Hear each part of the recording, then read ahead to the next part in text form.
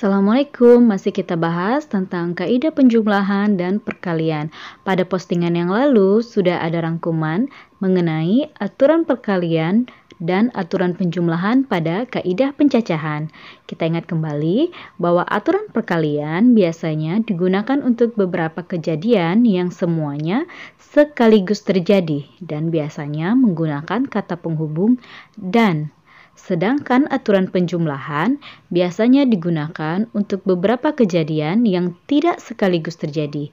Artinya, yang terjadi hanya salah satu saja atau bisa dibilang pilihan dan biasanya menggunakan kata penghubung atau. Kita bahas contoh soal ya. Yang pertama, untuk mengikuti kompetisi matematika, sebuah sekolah diwajibkan mengirimkan 1 siswa perwakilan. Jika dalam tahap akhir seleksi terpilih 3 siswa laki-laki dan 2 siswa perempuan, tentukan banyaknya cara sekolah tersebut memilih wakilnya untuk mengikuti kompetisi matematika. Mari kita coba jawab. Peristiwa ini merupakan peristiwa yang saling lepas karena peristiwa pertama tidak dilanjutkan dengan peristiwa kedua atau peristiwa tersebut bukan peristiwa berpasangan karena yang diminta di sini hanya mengirimkan 1 siswa perwakilan tanpa syarat. Tidak disebutkan di sini syarat-syarat perwakilan itu harus laki-laki atau harus perempuan.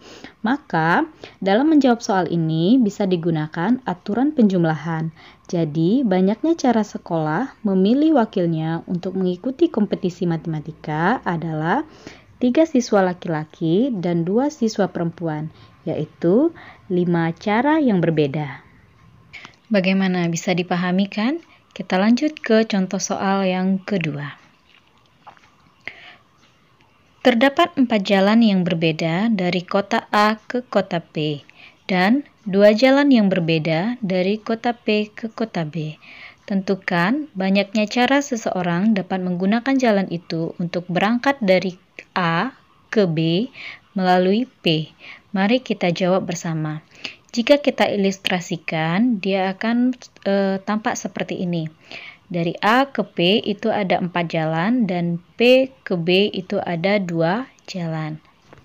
Karena dari A ke B itu harus melalui P, maka jalan R dan jalan S itu harus kita lalui secara berurutan. Sehingga kejadian ini disebut dengan kejadian saling bebas dan aturan yang bisa kita pakai adalah aturan perkalian. Kalau kita jabarkan, banyaknya cara jalan A ke P adalah R, yaitu sama dengan 4. Banyak cara jalan P ke B adalah S, sama dengan 2. Maka, banyak cara jalan dari A ke B melalui P adalah 4 kali 2 sama dengan 8 cara. Apakah bisa dipahami? Kita coba contoh yang ketiga ya. Marcel mempunyai 4 kaos dan 3 celana. Berapa banyak cara ia memakai kaos dan celana tersebut? Mari kita jawab. Marcel dapat memakai kaos dengan 4 cara, dan Marcel juga dapat memakai celana dengan 3 cara. Kita sama-sama tahu bahwa kaos dan celana itu harus dipakai secara bersamaan atau berpasangan. Jadi, Marcel dapat memakai pasangan kaos dan celana yang berbeda adalah sebanyak 4 kali 3 sama dengan 12 cara. Bisa dipahami ya? Kita masuk ke contoh selanjutnya. Di suatu kelas akan dibentuk pengurus kelas yang terdiri dari ketua dan bendahara. Calon yang diusulkan adalah Andini, Banyu, Selin, dan Dion. Banyaknya cara pembentukan pengurus kelas adalah, mari kita coba jawab bersama. Karena pengurus kelas yang akan dibentuk adalah ketua dan bendahara, maka langkah pertama kita sediakan dulu 2 kotak untuk ketua dan bendahara. Calon yang diusulkan adalah Andini, Banyu, Selin, dan Dion. Masing-masing mereka memiliki hak yang sama untuk bisa terpilih menjadi ketua. Sehingga untuk menjadi ketua itu bisa diikuti oleh ke-4 orang calon. Maka pada kolom ketua kita isi dengan angka 4. Misalnya yang terpilih menjadi ketua adalah Banyu, maka Banyu tidak lagi kita ikut sertakan untuk pemilihan bendahara. Yang bisa dipilih hanya Andini, Selin, dan Dion. Dan pada kolom bendahara kita isi dengan angka 3, karena bendahara tadi hanya ada 3 calon. Nah, udah kelihatan ya? Jadi, banyaknya cara pembentukan pengurus kelas adalah 4 kali 3 sama dengan 12 cara yang berbeda. Kita lanjut ya, ini contoh yang terakhir. Dari angka 1, 2, 3, 4, 5, 6 dibuat bilangan yang terdiri dari 4 angka. Tentukan banyak bilangan yang dapat dibuat. A. Jika angka tidak boleh berulang. B. Bilangan ganjil dengan angka yang berbeda. C.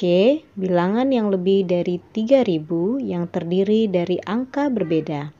Mari kita jawab bersama. Untuk yang pertama, karena yang diminta adalah bilangan yang terdiri dari 4 angka, maka kita siapkan dulu 4 kotak.